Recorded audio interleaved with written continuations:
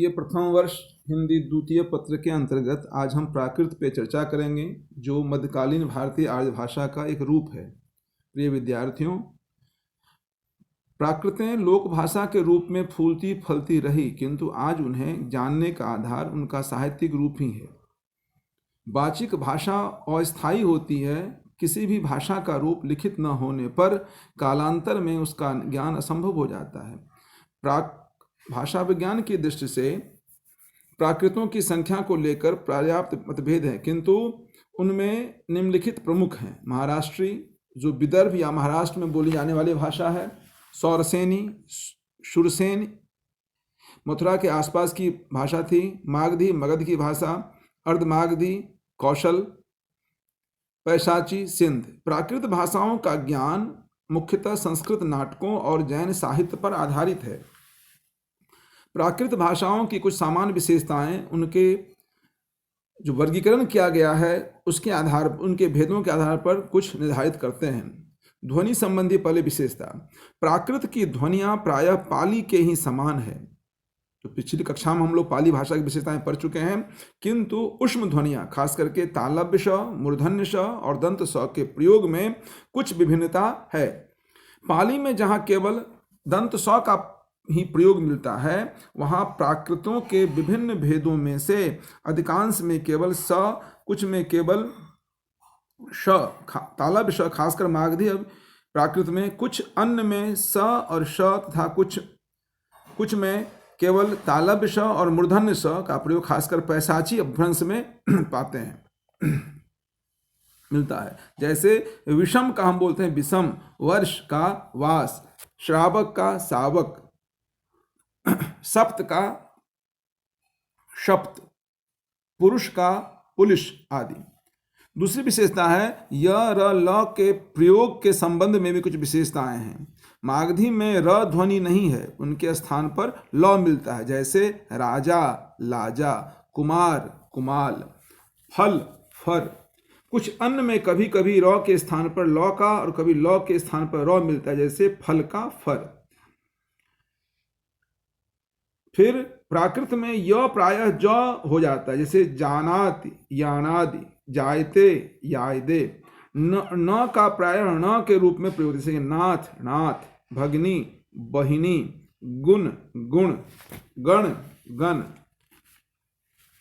प्राकृत ध्वनियों के संबंध में सबसे विचित्र बात है कि इसमें तथाकथित आधुनिक ग, ध, द आदि संघर्षी स्पर्शों का प्रयोग भी मिलता है। ज्ञ, न्य, ज्ञ, न्य से बने शब्द प्राकृत में य, ज द्वित रूप में मिलते हैं, जैसे कि आज्ञा, अज, पुण्य, पुज्य, अन्य, अज। र का अस्तित्व प्राकृत में नहीं है। अंगह का अस्तित्व प्राकृत में नहीं है। पाली काल में जिन ध्वनि परिवर्तन की प्रवृत्तियां समीकरण, लोप और स्वरभक्ति आदि का प्राकृत काल में पूर्णतया नियमित हो गई, ध्वनि परिवर्तन सबसे अधिक महाराष्ट्र तथा मागधी में प्राकृत में हुई। समीकरण का उदाहरण बताते हैं। जैसे इनमें समीकरण से कहते हैं इसमें कि एक ध्वनि दूसरे को प्रभावित कर अपना रूप देती, जैसे कि चक्षु, चक्षु, कर्म, कम, धर्म, धम्म। और लोप का प्रयोग जैसे स्थित का ठिय हो गया। स्वरों में मध्यवर्ती अल्प प्राण स्पर्श लुप्त हो गए, जैसे प्राकृत पाऊ, गच्छति, गच्छई।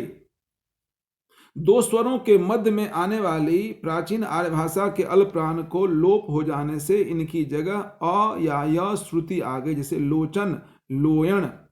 स्वरों के मध्यवर्ती महाप्राण स्पर्शों का स्थान ह ने ले लिया, जैसे ख, ध, फ, घ, घ में रूप में। क्रोध, कोहो, कथयति, कहई, मुख, मुह, बधु, बहु, मेघ, मेह। संस्कृत विसर्ग कहीं ए और कहीं ओ हो गए, जैसे जलदह, जलदो, सह, से। परंतु विसर्ग पाली की भांति प्राकृत में भी लुप्त हो गए।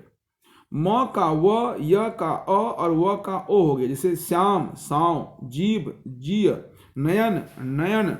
घोष स्पर्श अघोष हो गए तथा अघोष स्पर्श घोष हो गए, जैसे अघोष स्पर्श के उदाहरण के रूप में मूकह, घोष के रूप में मूगो हो गया। सागर, सार, सायर, गज, गौ। दो स्वरों के बीच का व्यंजन य ध्वनि में बदल जाता है, जिसका उदाहरण हमने देख लिया है। दंत का मूर्धन्य हो जाना प्राकृत की एक खास विशेषता, जैसे कि स्थित का ठीय, कैवर्त के बट्ट, दोला डोला, ख का अक्ष का क और ख संयुक्त के रूप में प्रयोग, जैसे कि चक्षु चक्षु। उष्ण वर्णों तालब श, मूर्धन्य स और दंत स का हो जाता है, जैसे कि दश दह, पाषाण पाहाण, दिवस दियह आदि। मुख सुख के कारण प्राकृत में विचित्र या अनियमित परिवर्तन प्राकृत भाषा में हुए, जैसे कि वत्स बच्च, पुष्कर पोखर, नुपुर नेउर। प्राकृत काल में प्रायः सभी व्यंजनांत स्वर स्वरांत हो गए। शब्द रूपों में द्विवचन का लोप हो गया, संज्ञा क्रिया आदि में नहीं मिलता। निय अपवाद प्राकृत में ऐसे द्विवचन के रूप में है। प्राकृत में सादृश्य के कारण नाम और धातु दोनों ही रूपों में कमी हुई। इस प्रकार भाषा अधिक सरल हो गई। आत्म ने पद नहीं रहा। वैदिक संस्कृत तथा पाली भाषाएं संयोगात्मक थी, अर्थात वाक संरचना में संबंध तत्व अर्थ तत्व से जुड़ा रहता था, परंतु प्राकृत काल में भाषा वियोगात्मक की ओर तेजी से बढ़ने लगी। संबंध तत्व से, जैसे कि का, को, से, में, ने आदि। जैसे कि संस्कृत में रमेशस्य गृहम, प्राकृत में इसका रूप हो गया रमेशस्य केरक घरम। कै केरक मध्य मतलब काकी के रूप में आदि परसर्ग प्राकृत में विकसित हुए। अनेक संस्कृत शब्दों के अर्थों में भी परिवर्तन हो गया।